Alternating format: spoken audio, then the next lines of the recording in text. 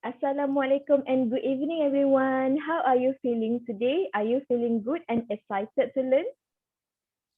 Yes, teacher. Good evening. Good evening, teacher. Yes, I'm Okay, hi good. everyone. Okay, so today, topic that we learn is on the turning point and its nature under the subtopic of application of differentiation in the subject of additional mathematics, Form 4. So before we proceed to the topics, let me introduce myself. So my name is Nadia binti Kamar Zaman. You can call me Teacher Nadia. Welcome to the class. Hi, Can't wait to teacher. learn with you, teacher. Okay. Hello everyone. Hello Eza. Hello Afika. So today on this class, we will learn on how to determine the coordinates of turning point of a curve and also to determine whether those turning point is a maximum or a minimum point. And also you will learn on how to determine the points of inflection. So before we proceed more, I am very sure that all of you know about the concavity of the graph. So let's take a look at this graph. Can you figure out whether at A or at B, which one of them is a concave downward? A is concave downward. Yes, that's correct. So A is a concave downward and B is a concave upward. So the turning point is a point at the graph where the graph changes from increasing to decreasing or decreasing to increasing. So what is the relationship between turning points and the concavity of the graph? So let me tell you. As you can see here, it says that turning point is at a point at the graph where the graph changes from increasing to decreasing or decreasing to increasing. So concavity, so this is the graph that shows the increasing then decreasing. Also same as this, it's decreasing and increasing.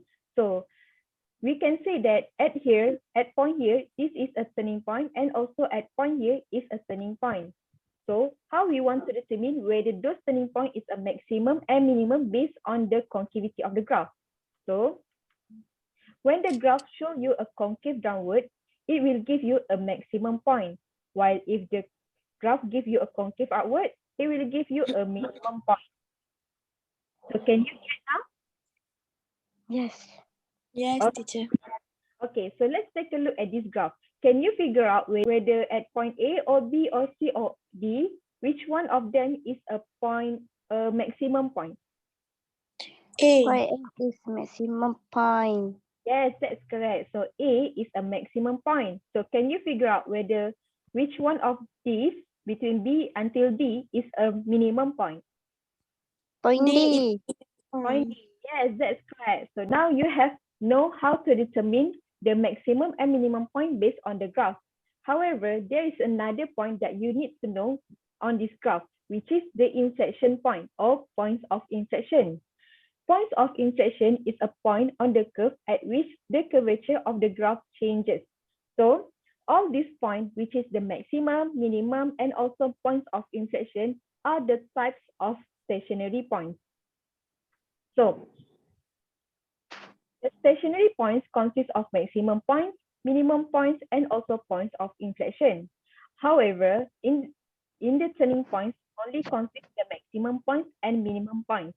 Can you figure out the differences between the stationary points and also the turning points? Yes, teacher. Yes, okay. So now you have know the difference between stationary points and the turning points. This is because turning point doesn't consist of points of inflection. It only consists of maximum and minimum points. However, stationary points consist of turning points, which is maximum and minimum, and also points of inflection. So this is the more details on how you can see the difference. Can you see the differences now? Yes. Okay. Yes. So this is very important for you to know the terms of stationary points and also the turning points, because some questions may ask you to determine the stationary point. So if the question asks you to determine the stationary point, it may consist the turning points and also the points of inflection. However, if the question asks you to determine the turning points, it doesn't consist of points of inflection. You can find the maximum and minimum points only.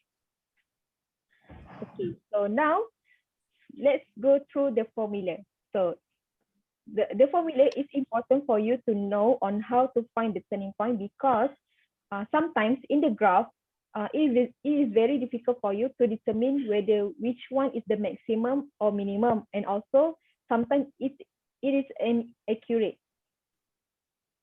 So the turning point is a point where the gradient of tangent is equal to 0. Can you guess the formula for the turning point?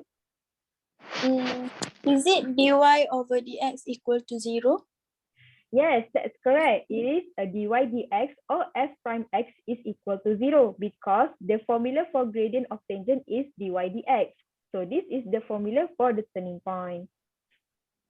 So let's go through the step by step on how to determine the turning point. So first step is you need to differentiate the function and let the first derivative is equal to 0. And after that, plot the x value into the original function.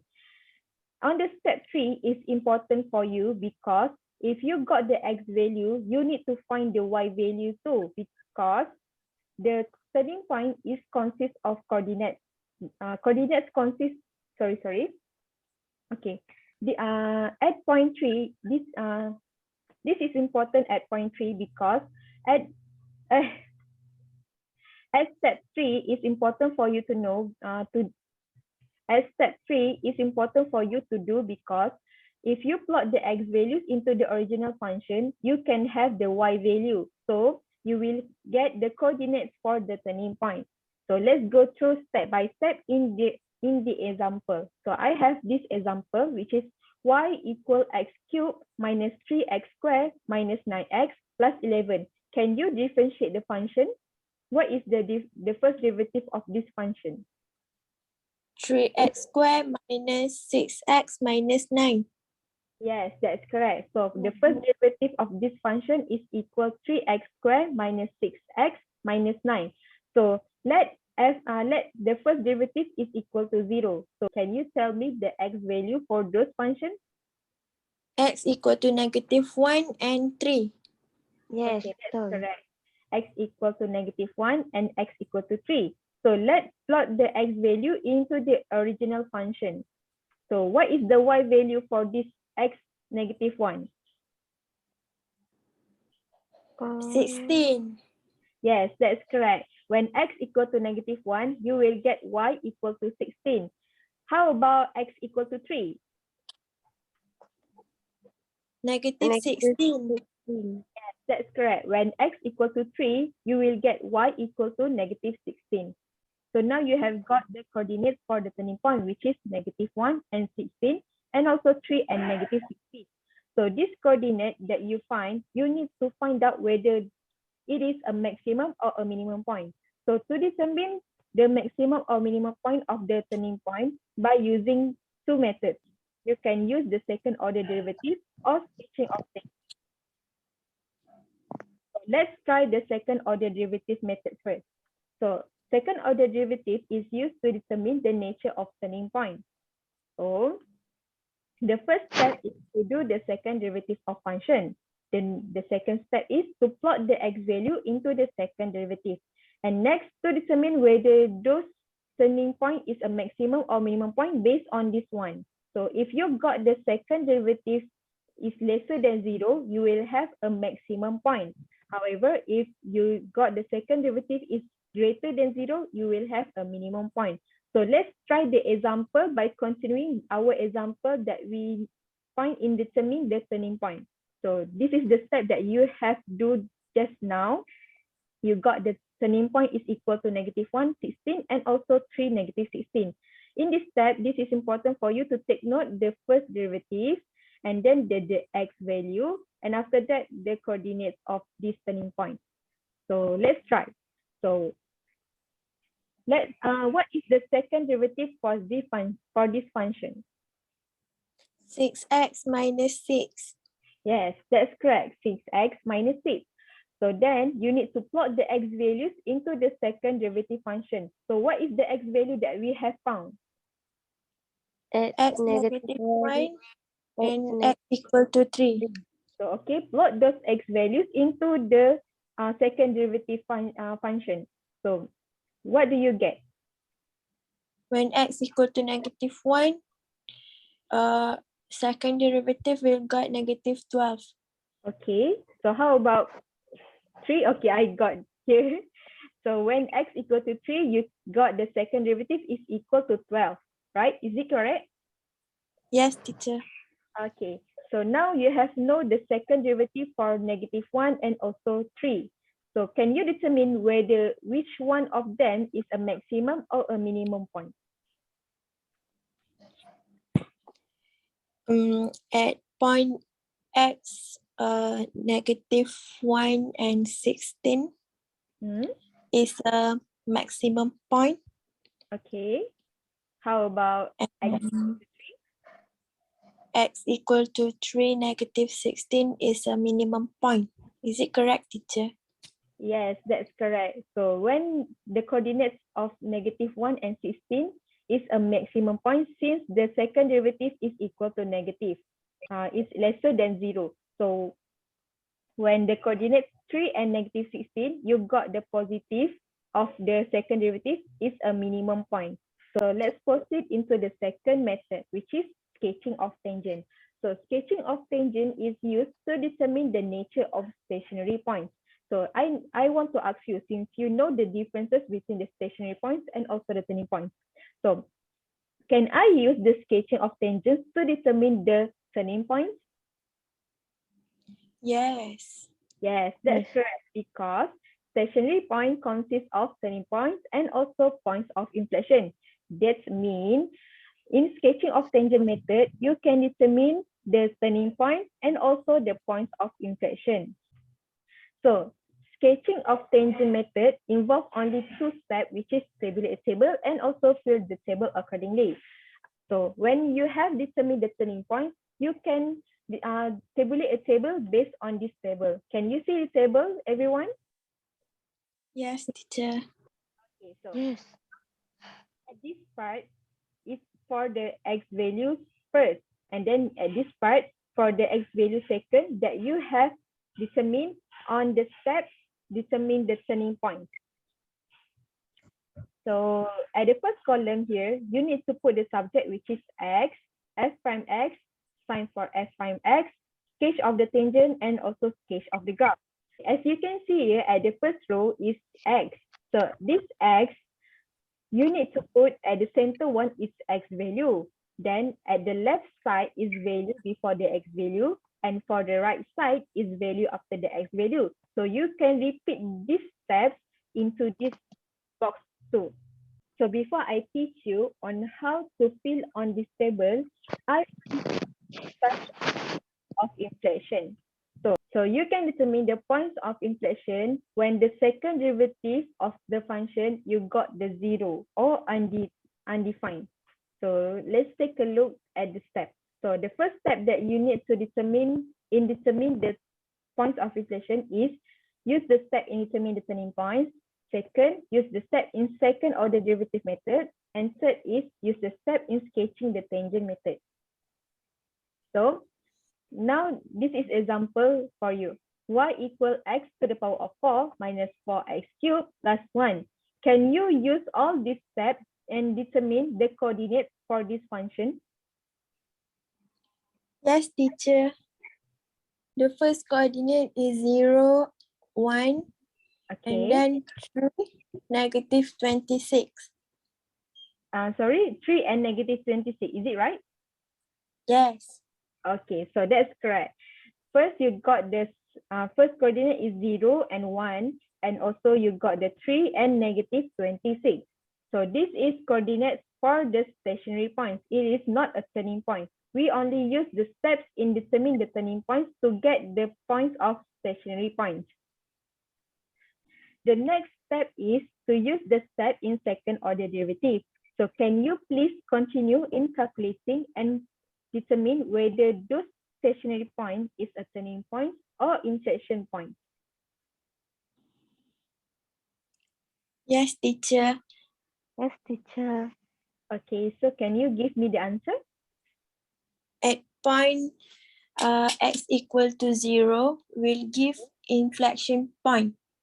Okay, so what is the coordinate? 0, 1. Okay, that's correct. So another point, which is 3 and -26, those coordinates are turning points, right? Yes. So can Yes. you determine whether those coordinate, which is 3, -26, is a minimum or maximum point? Minimum point. Minimum point. Yes, that's correct. So when x equal to 0, f double prime x will be equal to 0. So that means this coordinate 0, 1 is a point of intersection. So when x equal to 3, you will get the f double prime x is equal to 36. So f double prime x is greater than 0. When f double prime x is greater than 0, those coordinate is a minimum point. So now you have understand on how to use the step in second order derivative. So the third step is to use the step in sketching the tangent method. So in this method, you need to tabulate a table and fill the table accordingly based on the value that you have got. So the value that the x value that we got is 0 and also 3. So put 0 and 3 into the table. As you can see here, I put the x value at the center for this part, which is 0. And for this part, I put 3 at the center. So for the before value of 0 is negative 0.1 and the after value of 0 is 0.1. Same goes as 3. I put the before value of 3 is 2.5 and the after value of 3 is 3.5. So now you have filled in the row of x.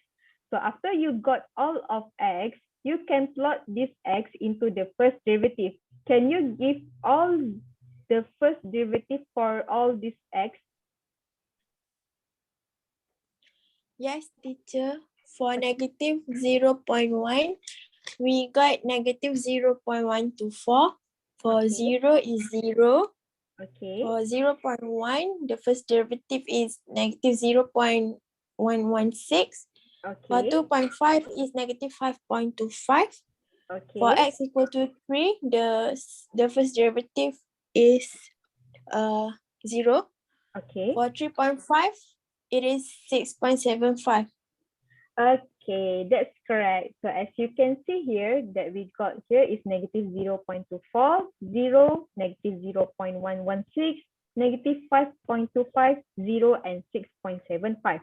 So all the answer that you give is correct. So for the next row is sign for f prime x. So for the sign for f prime x, here you got negative, right?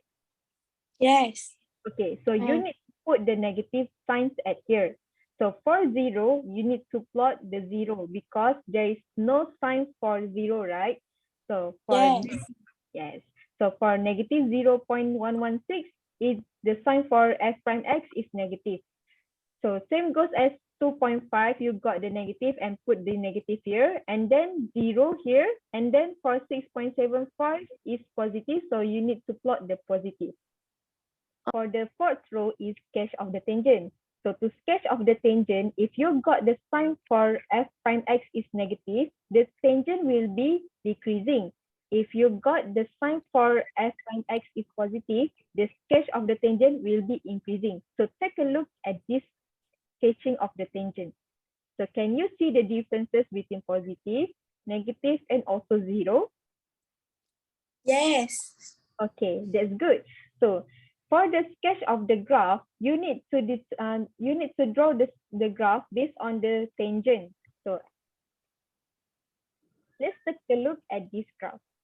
As you can see here, when the tangent is decreasing, then horizontal and decreasing back, it will look like this. Okay, so if the tangent decreasing and then horizontal and after that increasing, the graph will be look like smile face. So from the table, you can see here that the f prime x is changing from negative to 0, then to negative again. So that no change in sign as x increases through 0. Therefore, the point 0, 1 is a point of inflection. For this one, as you can see here, the graph that show you is a concave outward. So if the graph gives you a concave outward, that means the point of this graph is a minimum point. So for point 3, negative 26 is a minimum point. So can you see the differences now? Yes, teacher. Okay, that's good.